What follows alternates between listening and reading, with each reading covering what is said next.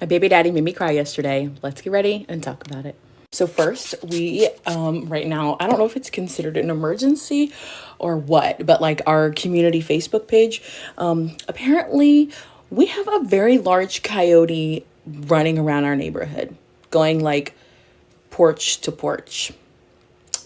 And yeah, so like what are we supposed to do?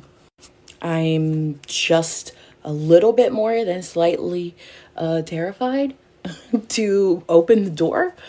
Also, our nanny comes today and I want to get out the house. I need her to be able to get in the house also. But like, do I need like a bow and arrow? I don't know. Maybe I've been watching too many Game of Thrones episodes, but it's first we thought it was a wolf. But then all the hunters in our neighborhood were able to identify it as a large coyote. But he looks like a wolf to me. Or a husky. A really ill taken care of husky. But yeah, we're going to figure it out. So, baby daddy made me cry. Y'all saw me get all dressed up yesterday. Well, I won't say all dressed up, but I got dressed in that dumb dress yesterday. And because we were supposed to be going out. He calls me at 10:17, says, babe, I'm on the way. Yeah. So he doesn't like to be late. When he's ready, he want to be ready. Y'all already know how hard it is to just get yourself ready in the morning, but then getting a baby ready too, because baby was going to go with us. I don't even know where we were going. I didn't eat breakfast because I'm like, I'm about to eat with this man, and Anthony loves when I eat, so I never feel like self-conscious around him. He has literally loved me at every single solitary size, and I know that he enjoys me at every single solitary size, so I never worry about that. But I was so excited to eat that I didn't even eat anything because I was like, I'm just going to eat when we go out. I made the bed. I did not get back under the covers because usually if it's just a day where me and baby are hanging out, I like for him to be cozy, and we just like to snuggle in our little polar bear bed. That is still unmade right now, but I'll get to it. I set aside doing some of my work so that I will be ready when Anthony gets here, because I know I get frustrated when he does it also, but like if we plan to spend time together, which we spend a lot of time together, but if we plan to spend time together, then I try not to work while we are together, if that makes sense. So like I might record stuff, but I won't like work on like putting the video together or recording audio or anything like that. And if I do, he's like, I'm not working, you shouldn't be working either.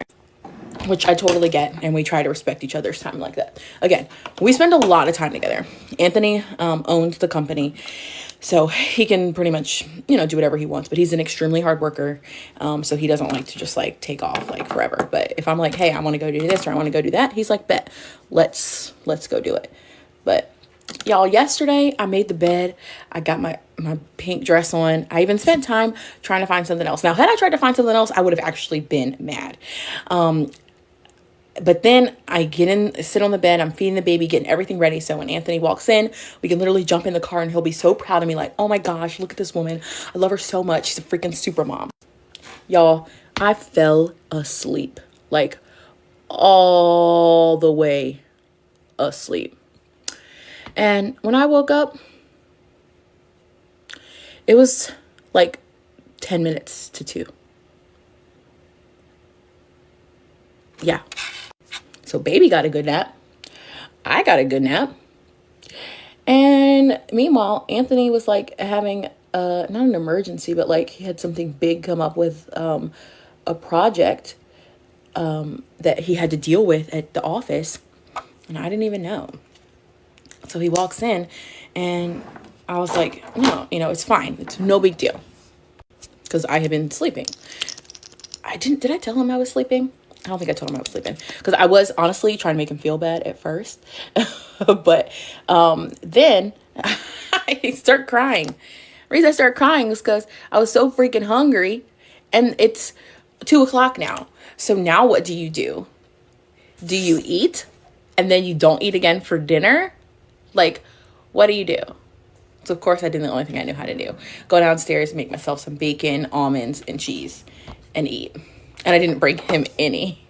But if he would have asked for some, I totally would have shared with him. Because that's my man's, I wasn't mad.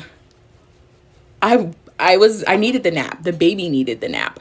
But I was like, he didn't even call, except for when he was saying he was, there was text messages like saying when he was on the way. But I didn't see them because I was asleep. So I don't need to forgive him because it wasn't like a huge thing. But he still wanted to go out. I did not. And I partially didn't want to go out because I hated my dress. And I tried finding something else and I was just like not feeling it. And then he just was like, okay, well, what do you want to do? And I was like, let's just stay here. So we just stayed in the bed and watched TV and hung out until it was like time to go get our daughter from school. But we still had a great night. He definitely made it up to me because we had time last night. But everyone seems so shocked when I say that. And I've said this a couple times before, and I've responded in comments. My doctor told me that we didn't have to wait the full 6 weeks. I only had to wait until the red blood stopped. I had a very, I won't say easy delivery, but you probably could classify it as easy compared to what most people deal with. But it was not very traumatic. I didn't tear, like nothing traumatic. My baby just came out. It just like came out. I was sore for a few days and only bled for like maybe 10 days. But after that, we got right back to it because we like each other. Like if I completely understand, because I've been in a situation before where you just don't want to. You want the full 6 weeks. Hell, you might even tell them the doctor said you had to wait 20 weeks. Been there, done that. But Anthony and I really enjoy each other. So I also saw another thing yesterday that I want to address because I was like talking about the negativity and stuff. I am not one of the accounts that is only positivity, love, grace, live, laugh, love, home's where the heart is. That ain't me, okay? I am a knuck if you buck, jump up, get smacked down, they go low, I go lower. That's me. If you're looking for only positively joyous, light, love, and oh, no matter what they say, just blow them heart kisses and rainbows and butterflies, you ain't going to find that here. So yeah, every now and again, I'm gonna talk about the piss mops that are harassing me. But I was thinking yesterday, I figured it out. And I know why people get so mad. Like people were like, all you ever do is talk about your baby daddy, blah, blah, blah. The only thing you need to be worried about is whether I'm talking to your baby daddy.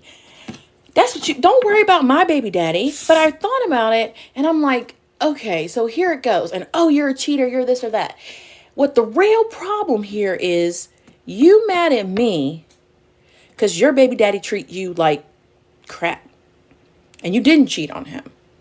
But you're mad at me because my baby daddy, who 15 years ago, I did wrong. I cheated on him. I hurt him. I lied to him. I betrayed him. Has forgiven me, taken me back, and treats me well. Like it just grinds your gears. And it's probably the same thing with Christians as well.